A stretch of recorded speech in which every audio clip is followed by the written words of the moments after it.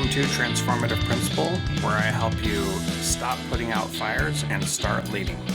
I'm your host, Jethro Jones. You can follow me on Twitter at Jethro Jones.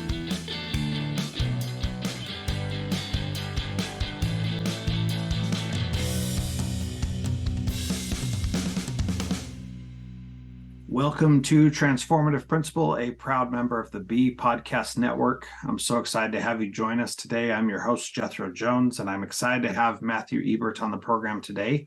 He is a human-centered leader with 20 plus years of experience in education, primarily focused on school leadership in urban settings.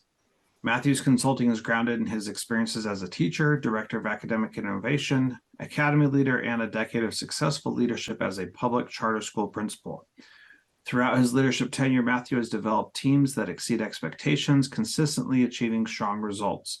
He is committed to cultivating healthy work and learning environments in which individuals feel seen, heard, and valued.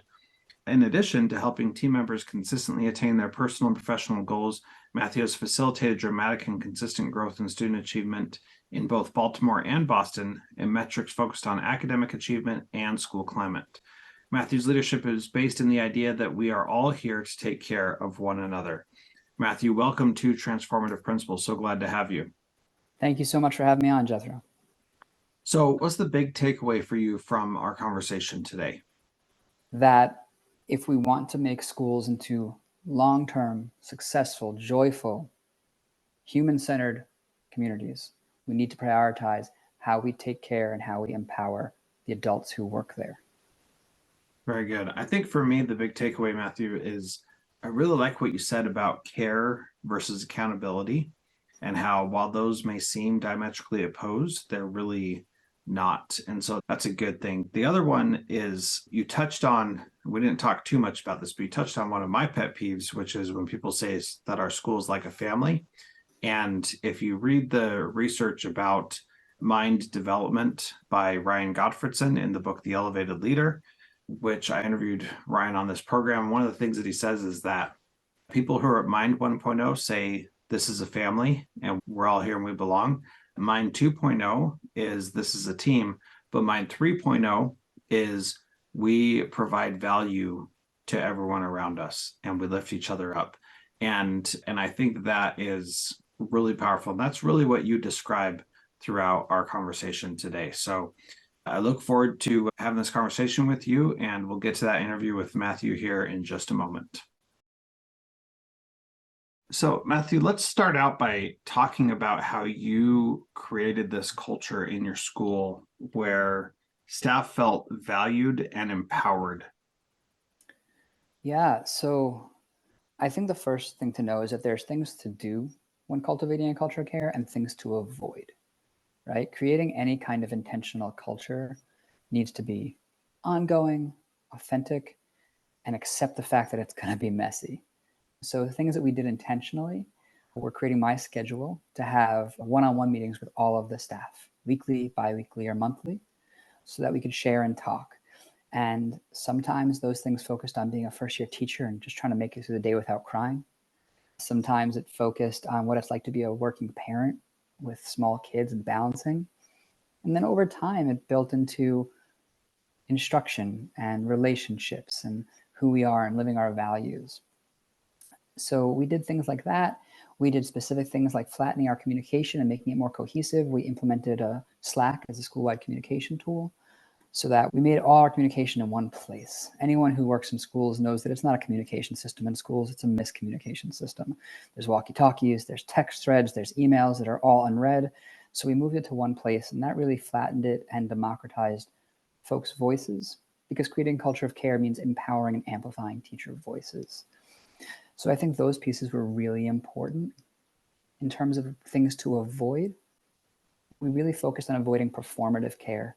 An appreciation week is nice, but not if it's not followed up with every single interaction being mindful and showing folks that you value them. Happy hours are fine, but sending the message that we need to be together after school isn't the right strategy. We want folks to be present at work when they're there and present at home so they can come back to work being whole. That I like that last one especially because that is something that I've thought about a lot. One school I was at, we did happy hours pretty regularly. And it always felt like this awkward thing of, do I have to go if the principal's going to be there? Do I have to show up? Am I going to get, you know, uh, demerits if I don't show up or something like that? And I just think that's totally true. Be present when you're there and be present with your family when you're not there. And one of my big things is about homework, that it's unethical for us to give homework because we shouldn't be telling families how they should be spending their time. And anytime I bring that up, I talk to teachers and say, would you like me to give you work to do outside the school day? And they're like, well, I already do a ton of work outside the school day. I said, I know, but I don't tell you that you need to do that. And there's a big difference there. Yeah. So tell me about Slack. I tried using Slack as a school-wide communication tool. My big problem with Slack was that Slack is designed for people who are at their computers pretty much all the time. And Slack only lasted a very short pilot in my school because I did not want teachers to be having anything feeling like they needed to be at their computers. So tell me a little bit how that worked. Absolutely. And I think like any mechanism or implementation, like it's all in the groundwork, right? So from the one-on-one meetings, from those conversations and buy-in, from watching things, we needed to find a way to streamline and make communication more cohesive, and also to reduce things that didn't need to be done the same way anymore, right? So my last year, after 10 years, we had 6 staff meetings for the whole year. That was it. And one of the major reasons was Slack. So yes, 100% agree, it's designed for a different reason. But if you allow the freedom for folks to use it as they need, it becomes a very different tool, right? So one of the big strategies we use to, create a sense of ownership and wellness and retain good folks is autonomy. So Slack was there with multiple channels. If you needed help with a student, you Slacked on admin and it went to somebody's phone or somebody's watch, not mine. I can't deal with that noise. Or their computer. If you needed a bathroom break, it went to that channel. And there were things that you'd need to look at every day. Honestly, I had most channels muted most of the day, except for the ones that I needed. So instead of having a walkie-talkie and only the AP could get in touch with me, I had 20 sets of eyes all over the building. And I think folks saw that value. And there were some folks who barely ever used it because they didn't need it. And that was okay too. The last piece I'll share about it was that this virtual space became this place of like hilarious community. You and I both know there's no one funnier than teachers, maybe nurses, but their stories are the best, right? And this team building, it happened in this virtual space on Slack on random. People getting into the arguments about which peanut butter is the best or which apple is, or some hilarious thing kids said and what it led them to think about. And so folks saw the value in Slack. And we also had conversations about not needing to and turning it off, and how it allowed folks to have continuous meetings even when they weren't in the same place. So the way I really describe it is that it turned us into a team. And if you think of football, it allowed us all to see the same field at the same time. But I hear you. Getting folks to do a new thing or build a new thing is hard. It worked in our space because people understood and saw the value, and it integrated the rest of the systems instead of becoming another add-on. Yeah. And one of the things I really like that you said there is the idea of continuous meetings, that when you say it like that, like we need a better name for that because that doesn't sound great, right? Agreed. But continuous conversation. yeah. But then the other part of that is that, like, if you have an opportunity to not stop the meeting just because the time is up, and it becomes part of your day rather than the separate other thing that you have to do and go to me, where the really powerful part of it comes in, because you don't have to say, like, we can only talk about this during this meeting, but really, like, this is an ongoing conversation, and it's too big of a conversation to get nailed down in one 45-minute session, right? Absolutely. And it allows you to make real-time adjustments, which I think is so hard in schools. The teacher sees a hotspot in most places with kids. Like, how do you get that somebody else's attention? And this was easy. Hey, the bathrooms are pretty busy today. Can someone hang out there for a few minutes or be present during transition?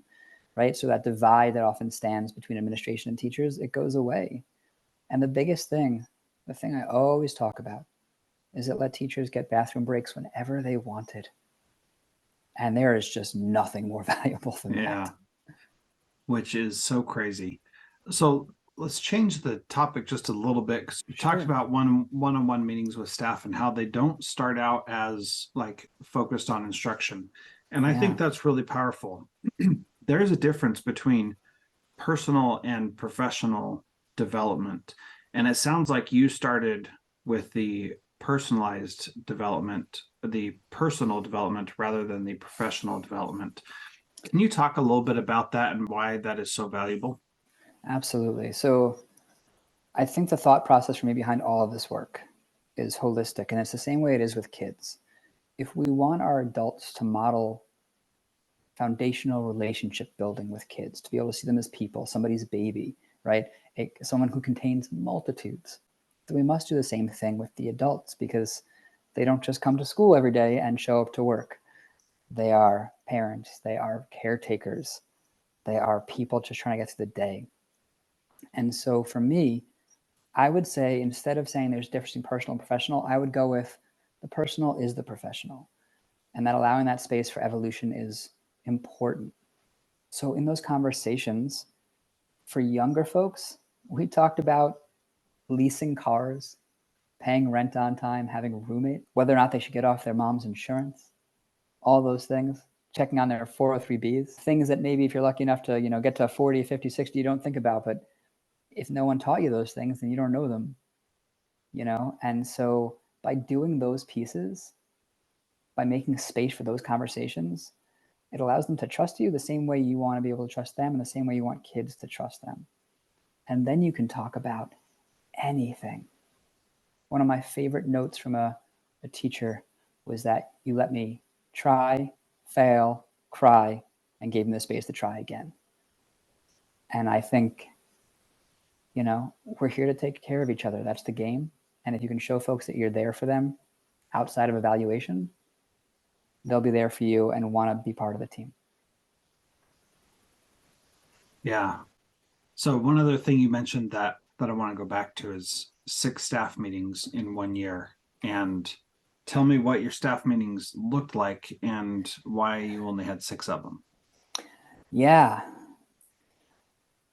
Our team was tight knit, and since we stayed together a long time, many of us, our staff meetings could devolve into joyful, hilarious ruckus within 30 seconds to a minute.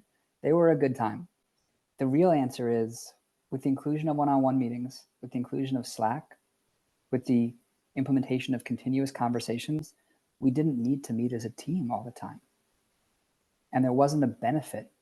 There's a fantastic book called The Art of Gathering by Priya Parker, talking about, right, having mindful, intentional gatherings for whatever purpose. I was not going to bring the staff together for no purpose. And so we had 1 email per week from me, maybe 2, a memo and maybe a midweek memo with a values-based missive and operations where it needed to be. We had Slack for continuous conversations. Grade levels and teams might meet either virtually or in person. So in-person meetings, when we had them, were meaningful. We would have staff present on something they'd been doing that maybe bubbled up in Slack, as in maybe Mrs. Hunt's arts integrated lesson was incredible and staff saw it and was like, hey, can we get her to present how to do it? Or Miss Santiago's lesson was fantastic and everyone should see this. Those are the conversations that we had. It was teacher driven and us giving the space to have it and see how we could replicate it.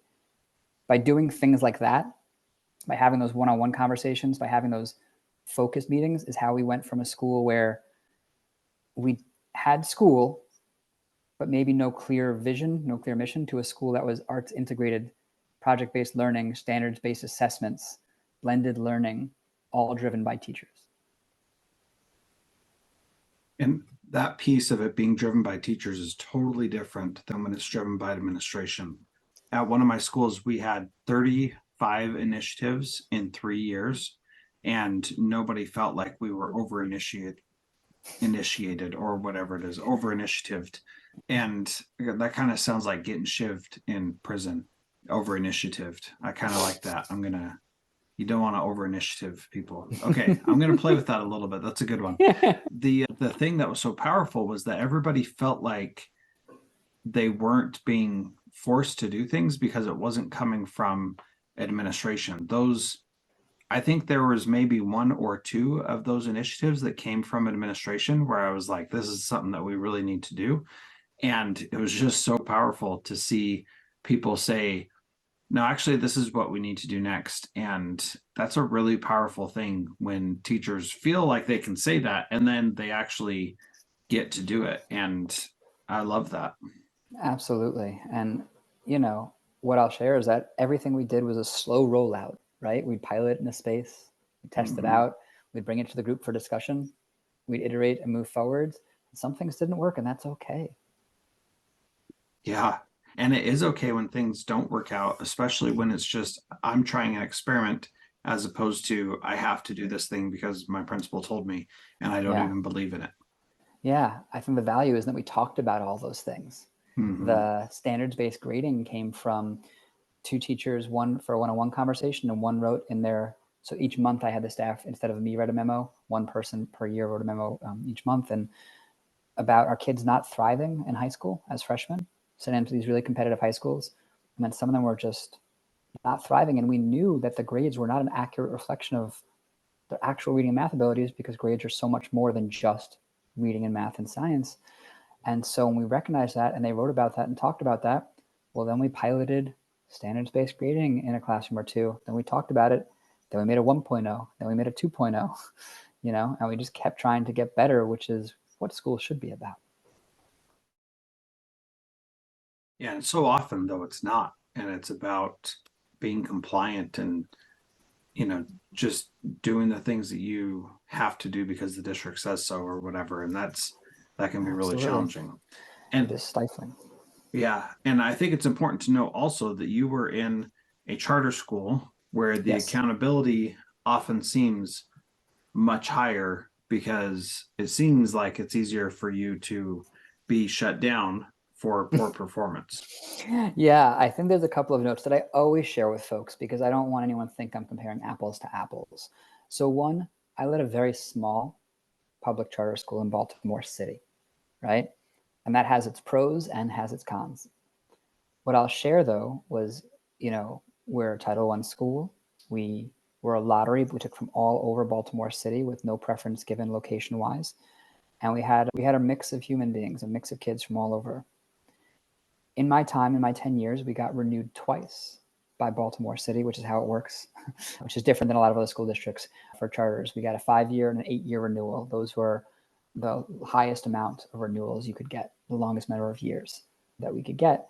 And I think the way we did it speaks to that you can do things differently, that you can focus on innovation instead of compliance, that you can focus on adults alongside kids, and that if you can retain high quality educators, you don't have to reinvent the wheel every year, and things will get better over time, but it's the long game and you have to be able to lay that foundation and put in the work.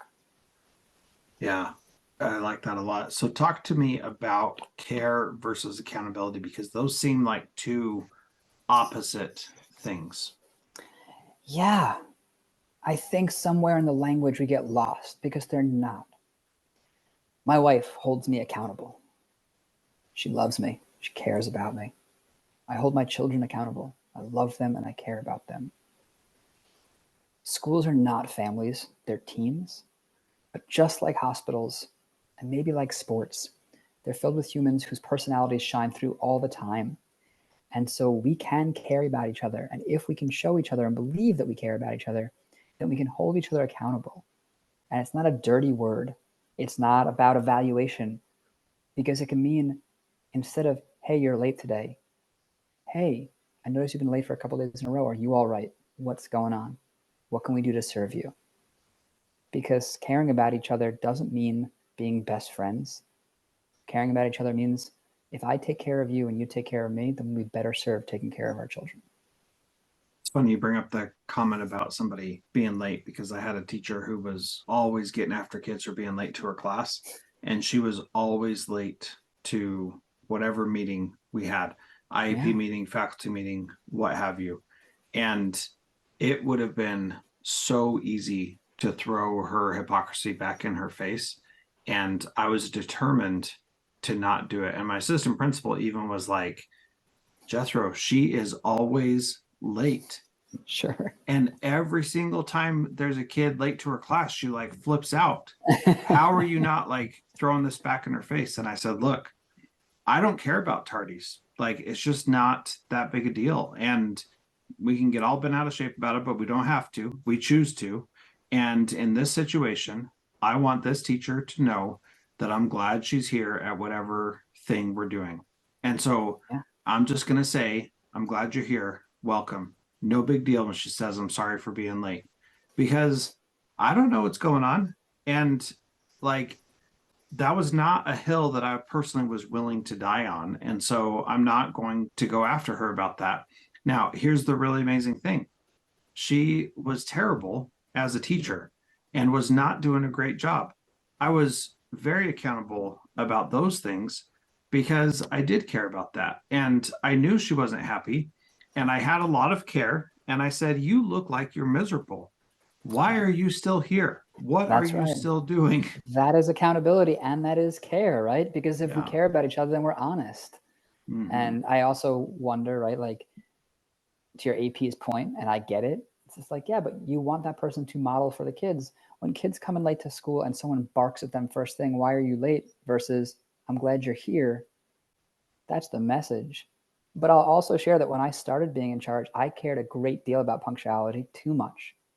And it was a real pet peeve of mine that I was upfront about, but still cared too much about. And the place that I got to work at gave me the space to evolve and get better about that, to understand that like who I was at 30 was not who I was at 40, and my ability to see the whole picture changed because people gave me that space to see it. And I think that's how places get better. And I think we keep each other accountable over time. I was not the same person who came in to take over my school. I got better. And because I got better, the place got better. Well, and this is a really powerful point also about you knew that it was a pet peeve and you hopefully said, this is one of my pet peeves. Oh, up front. Yeah. Yeah. Yep. And so I've done that with a lot of different things, and some things I haven't done a good job with that on, and they Yeah. would annoy me and I wouldn't know why and be able to articulate it. But man, let me tell you, once you say, this is one of my pet peeves and it always annoys me, then it changes the dynamic. And Absolutely. you're like, okay, now that I said it, I don't have to get as upset. Number Right. one. And number two, now that I've said it, everybody knows, and they can intentionally choose to do that Yeah. just to get under my skin. And I've given them the recipe to do that. Yeah. And I'm okay with that because, Yeah. you know, maybe that's how they can have a little bit of control in their life, and that's okay too. Like, That's it's not right. the end of the world. That's right.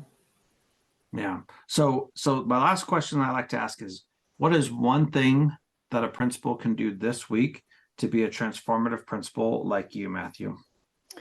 Stop going to meetings and start showing up in classrooms. Realign your schedule with your priorities. You want those folks in those classrooms to believe that you believe in them. Show up, be present, and be supportive. Yeah. I like that. That's a good one. All right. How would you like people to get in touch with you and learn more about what you do? Sure. So I'm active on social media, on LinkedIn, Ebert Educational Consulting, and on Instagram at Ebert Educational Consulting, and on Twitter at Ebert Education. And love to stay connected along with my website at eberteducationalconsulting.com. And for folks who reach out and connect and sign up, I'll make sure to share out really some clear and concise ways to start cultivating a culture of care in their schools today for themselves, for their adults, and for their kids. Very good. Well, thank you, Matthew, so much for being part of Transformative Principal. I really appreciate it. Thank you so much for the opportunity.